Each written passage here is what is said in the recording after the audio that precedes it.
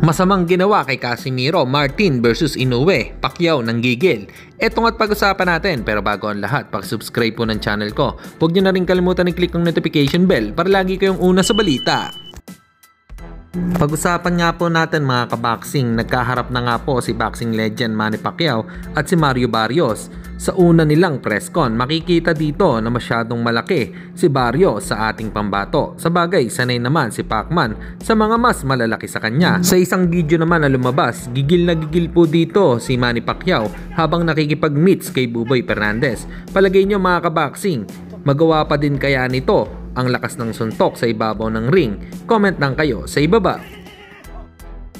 Samantalang alam naman natin na binira ni Milan Milindo itong si Casimiro. Hindi ko nababasahin lahat ng sinabi niya.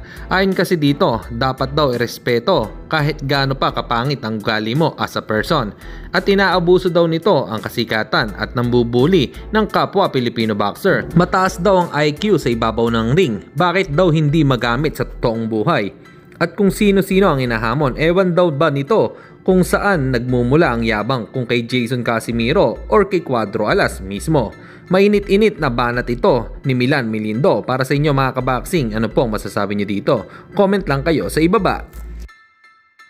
At sa kabilang balita naman tayo mga kaboxing, good news nga po dahil matapos manalo ni Carl James Martin over kay Francisco Portillo via unanimous decision.